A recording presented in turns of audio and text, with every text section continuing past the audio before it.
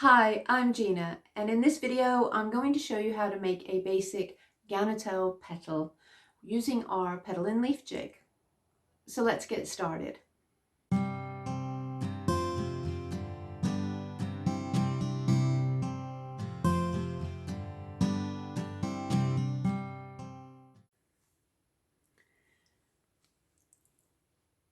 So to make a basic ganutell flower using our Petal Leaf Jig, you need to decide on the shape that you want to repeat. So within the instructions you get a whole series of patterns. Just hold that up so that you can see it a little bit better. You also get blanks, so you can draw on your own, any shapes that you want to use and repeat. Cut these out along the dashed line. Keep that solid line in. That will help you to line everything up. Loosen the screw on your jig. Place that underneath. And then you can tighten the screw up. And you can see that the black dots actually line up with holes. Those are where you're going to place your pegs. And the pink line, or red, I think we have red on the jig top too, shows you where you need to go with your wire when you've actually set the pegs in. So set the pegs in. I'm doing it in my hand because I think my table's a bit wobbly and it might send you a bit funny if it starts wobbling.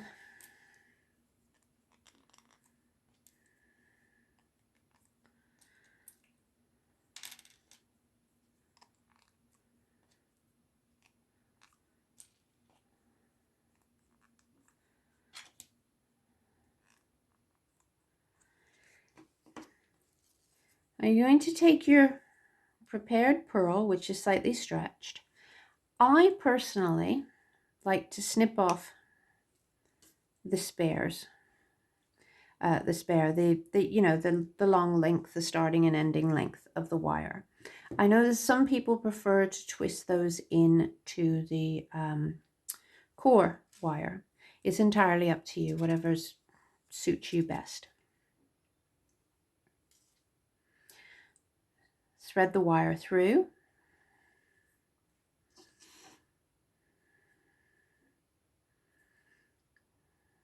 Place that around the jig and then pull this wire, which will bring, and just before I pull it too tight, I'm just going to line that up. I didn't measure out this time, so my wire, you can see, is just a little short, my coil. But I'm just going to pull that down gently. I don't want it too tight, to pull it too tight, because then you risk popping your pegs right off. And then because there's a little bit of a point that I want there, I'm just going to press those in where that point is. And then I can just lift up,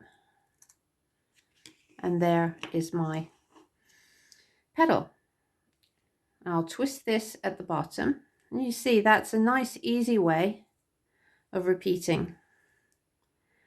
Now because that mine is a little short there, I'm just going to twist up to the coil. And there you are, because that stops the coil from moving once you've twisted up. And of course, if you had left the long pieces, you wouldn't necessarily need to do that. The next thing to do is to shape the petal slightly. So just give it a little bit of a curve. I mean, it can go up or down depending on whatever flower that you want to make. It's important that you do this at this stage. If you do not, you run the risk of, if you bend your petal, you see how the thread is losing its tension, and that's because you're wrapping it at a set thing. So as soon as you change that, then you could risk the integrity of your flower. So then the next thing we're going to do is we're going to take some thread. I'm going to use a length of embroidery cotton, and I'm going to separate it down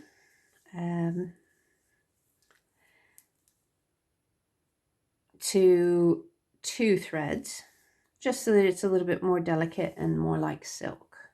So I'm going to use the 2 ends.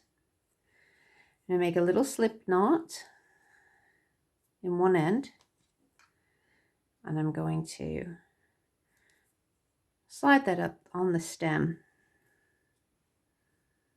and tighten it. Okay, so that's where we start. And then I'm going to take the thread and I'm going to come up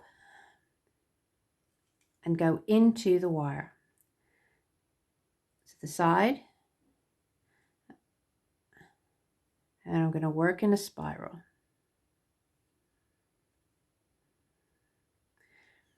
If you're using silk and a fine silk, it's a good idea to keep it on the spool if you possibly can, because that way you don't really waste as much thread,